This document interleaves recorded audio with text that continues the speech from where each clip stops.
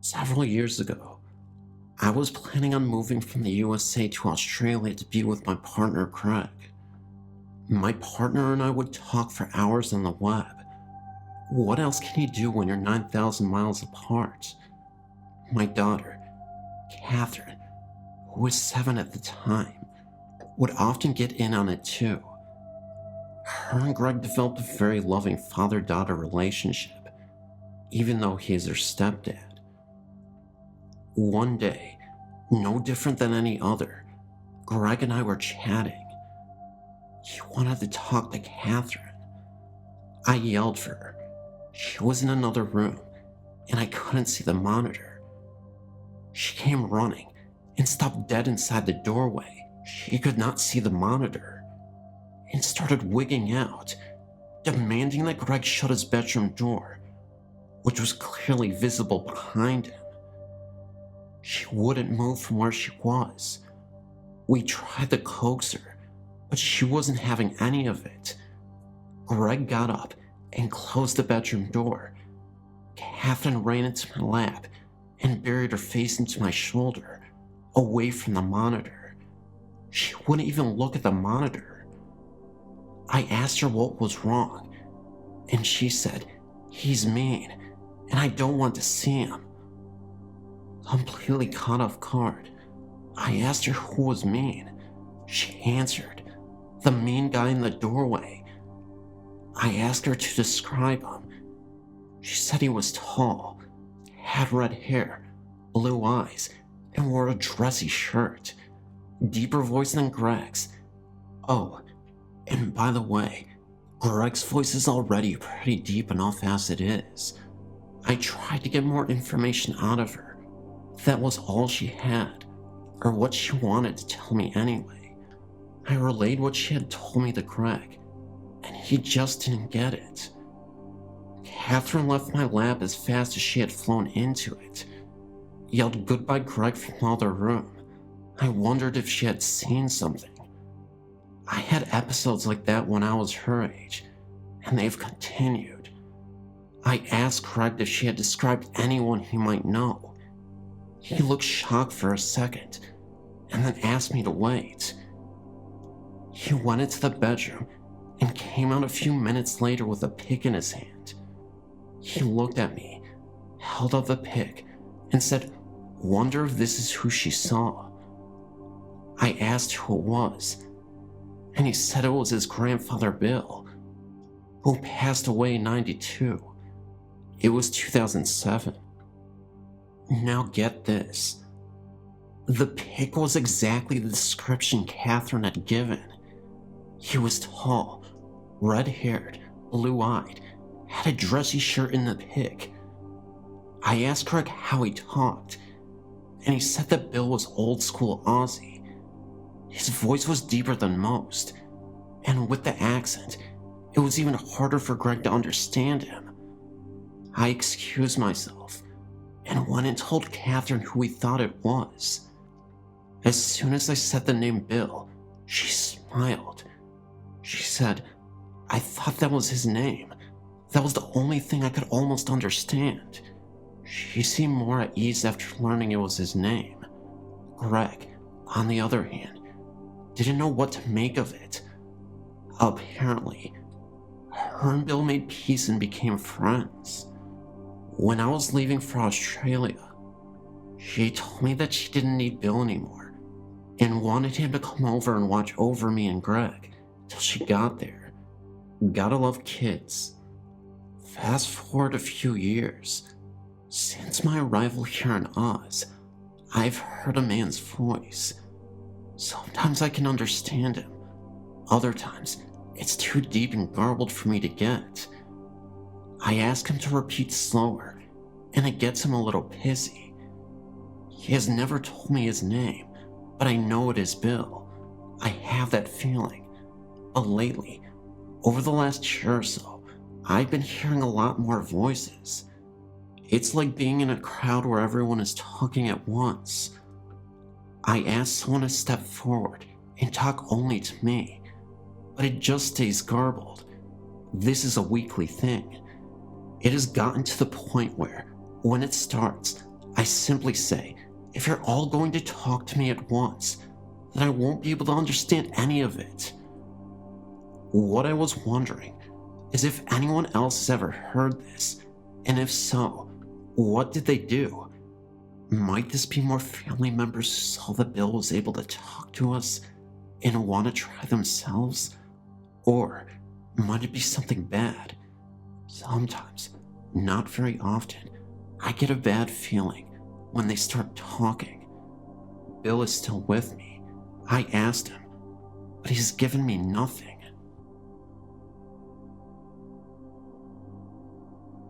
I lived in Chicago up until I was 18 and had graduated high school. My grandfather lived in the house, and we lived on the first floor in the third flat apartment building we owned next door. We had the basement that was connected to the first floor apartment as well. The basement had 3 main rooms. The front room that led outside held a half bath, a washer, dryer, and 2 storage closets. This is where we kept our bikes and skates and stuff. The center room had 4 storage closets, the water heater, and the furnace. This was the room that held all my dad's and grandpa's tools. The back room that led to our upstairs apartment was where we had the deep freezer, old clothes, camping gears, old toys, etc. The center room was awful.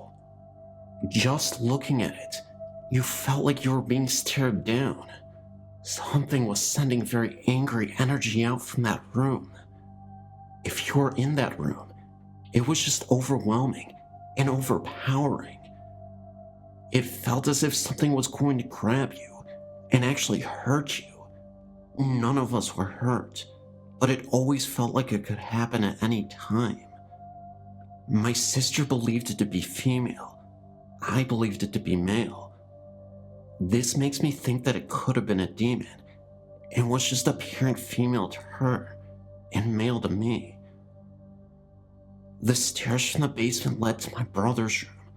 The stairs and the door were extremely creepy. We always kept it locked and bolted, but that didn't do much. It always seemed like someone was going to come bursting through the doors at any time. In the bedroom I shared with my sister, we have both seen strange things. I've seen a man a few times.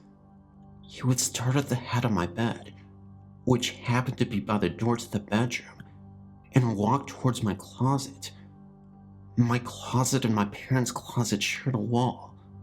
From there, he would kind of nod his head and then disappear. I could tell he was wearing overalls, work boots, and had gloves in his back pocket.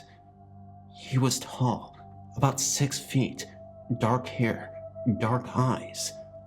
I could see all of this, but I could also see the other side of my room through him. He was kind of a misty gray color.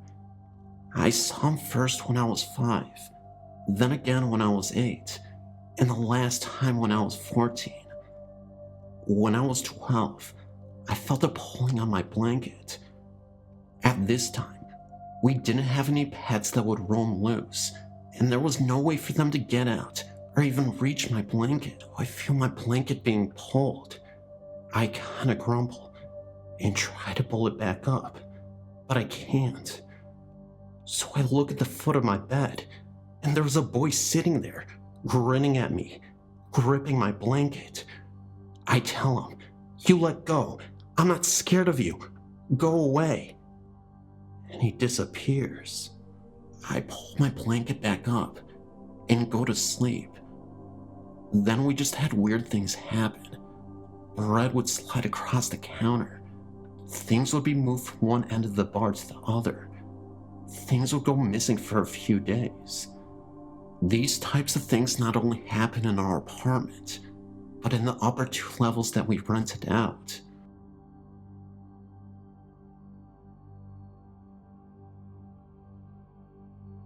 I was in Arizona a few years back. I was at the Sonoran Desert Museum outside of Tucson. It is more like a zoo than a museum.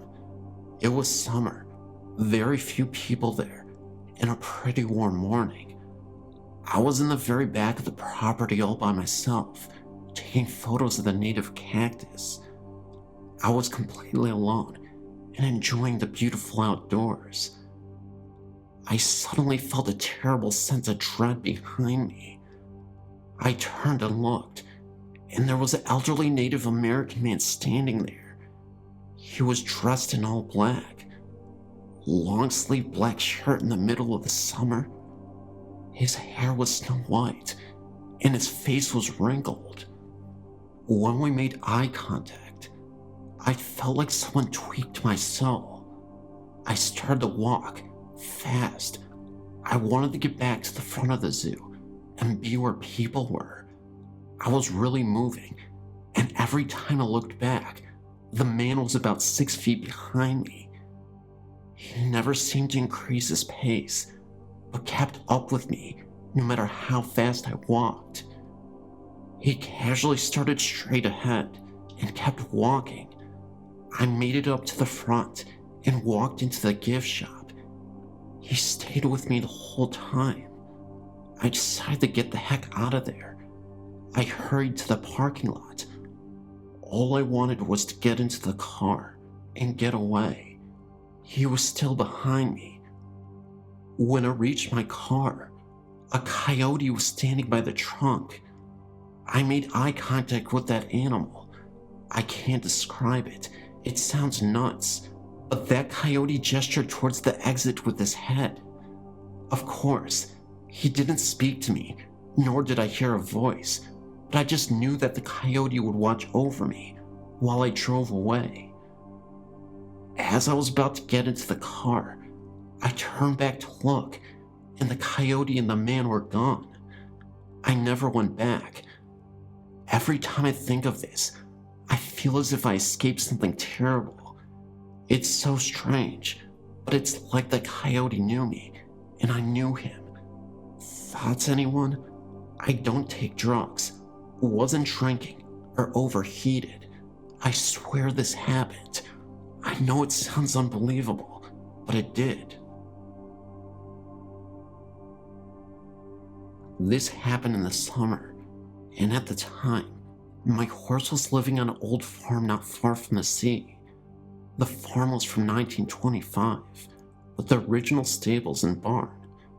Anyway, on this day, it was only me and my horse there, and I had him standing outside while I was tagging up, since the weather was nice. Where he stood, he had the back entrance to the stables on the right side, and straight in front was the door to the barn. You had to go through the barn to get out. Everything was fine at first. Then, I got this feeling like I was being watched from inside the stable. I looked inside, thinking that maybe one of the other girls who had their horses there had come. But it was empty. I shrugged it off and continued grooming. Then, I noticed my horse had his attention towards the stables. I walked up to the door and looked inside, but again, there was no one. I got my saddle and stuff and started tacking up, and then my horse suddenly tensed up. He stood completely still, his ears forward, and all his attention on the entrance to the barn. I looked over, thinking it was a cat or something, but what I saw made the hairs on my neck stand up. In the barn stood a tractor. Behind this, I could see a dark figure. It didn't really look like a man. It was more, I don't know, liquid sort of. It stood on the one side of the tractor, partly hidden, and I could swear that it was staring back at us. It moved backward towards the back of the tractor and just vanished. Well, I hurried up with my Sadie, grabbed my helmet, and though I really didn't want to, I walked my horse towards the barn. Let me tell you, it was no easy task getting him to go inside, and when I got him inside, he refused to go anywhere near the tractor and almost ran out the other side, pulling me alongside with him.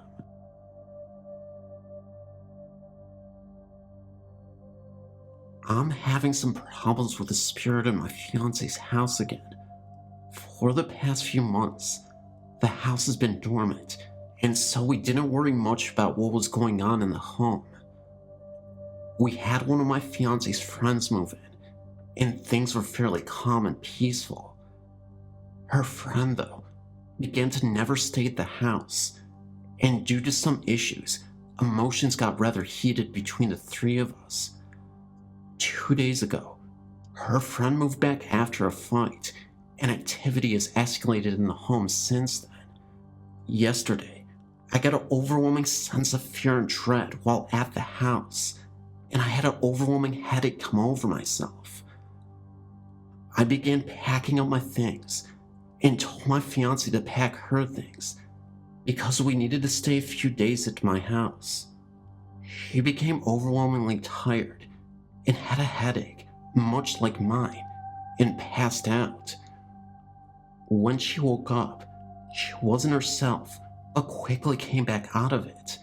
Then, I went to the bathroom, and when I looked into the mirrors from the corner of my eye, I saw something I couldn't explain. The thing was, though, it looked inhuman and comprised of only bones, I think, and it seemed to be wanting out of the mirror. I ran back, and my fiancée was packing and taking her time out, humming to the tune of an old music box that used to be in her friend's room. She started to have a play fight with me and threw a shirt at me, then casually kicked the door shut. The next thing I know, she screams and I kick the door open. She said I'd been standing in the mirror after I'd left the room. She seemed fine at the moment, and so I just watched over her as she kept packing. She began stalling again though, and I told her we needed to get going or we'd be late for dinner. She then told me that she didn't want to. She liked the house and wanted to stay there.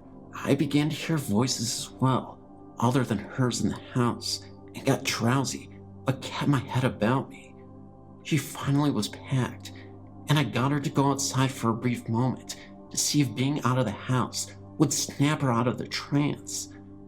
She got rather defensive, and ran off and ran under a doorway where there was a crucifix standing above the doorway. When she ran through it, she collapsed and then woke up again, perfectly fine, and not remembering about the past 45 minutes, except for bits and pieces, like she had been dreaming. I've been having concerns that she may be channeling spirits by accident in her sleep, and such, and this incident definitely confirms my suspicions.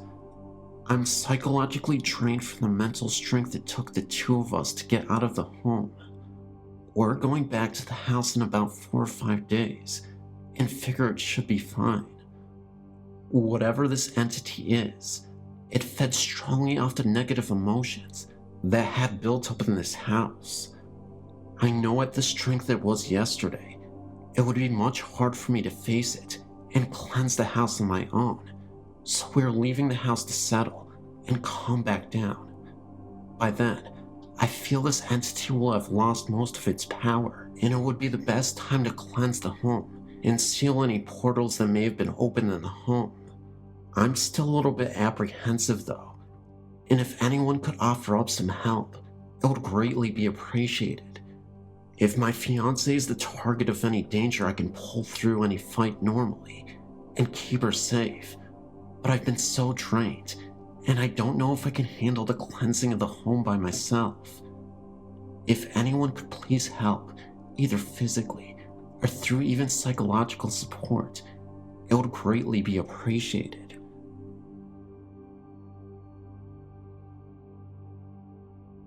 Hey there, I live in Akron, Ohio. About a year ago, I moved into my ex's house since it was nice, and well, we were in love. I lived there for about 6 months before she broke it off and decided to live in Ireland. I've been heartbroken for a long time, but I do remember some extra stuff that happened in that home. It's on Spicer Street in Akron, Ohio. About a month after I moved in, the first thing I noticed was waking up with her and every single clock in the house, including the computer clock, wristwatches, etc., would be turned around 40 minutes ahead than what they were supposed to be. This only happened once, and after I arrived at class, she called me to explain how each clock had changed overnight. Later, she told me that the previous tenants believed the house was haunted and refused to move back in. They were both girls, I was told. We began to notice other things too, such as their stuff would get moved if we left the kitchen. The television would turn on and off. Lights would turn on and off if we left the home. Fan would move and not move. TV would turn channels with the remote being on the TV. And certain spots in the house would be unusually cold. She was scared at times, but I typically wasn't. I just thought of it as having a little kid in the home. I wasn't really worried, and I was confident that I'd be able to protect her from that kind of stuff. If you read some of my earlier posts, I see specks a lot, and I guess it gives me some sort of confidence, even if I don't understand them. My thoughts were confirmed, I believe, when I was sitting in the living room with her and thought I spotted a blonde-haired boy's face under her table. It looked a lot like a German kid, but naturally, I blinked and it was gone. There were 2 spots in the house that seemed really weird. The basement was odd, but not too odd, since students in the past used this place for studying. The oddest part in her house was her bedroom closet. I would step at the door and not go in. She refused to even sleep close to it. I was the one who slept closest to it while she slept between me and the wall. I didn't really see anything from it, but it did feel really weird, and it didn't feel like the kid. It was something else. Also, that closet was connected to the attic, which neither of us ventured into. After I saw the kid, I felt some sort of attachment to it. I remember she used to complain that sometimes my eyes would go completely black in the house. I'd usually counter it with me complaining about staring at me as she slept as if I woke up around 5 in the morning, but we wouldn't argue about it. It was just weird. When we broke up, or rather, when she broke up with me, I'll admit it, her away messages often wrote how she was scared and didn't want to hear any noises. So I guess the activity in the home increased when I left. Again, not sure why. So, I want to find out more about the home, but I don't know where to start.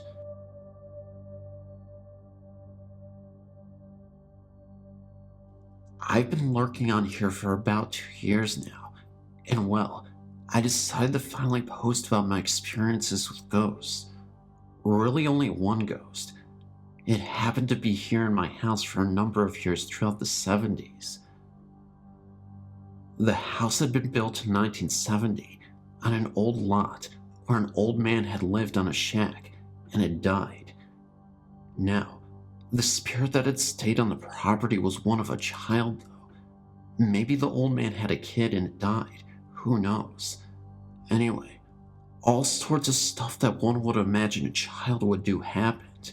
You know, things would get lost, stuff would move from one place to another, vases and sculptures would be on their place on tables, and when the family would come back, the sad items would be in pieces, smashed against a wall about 3 or 4 feet away.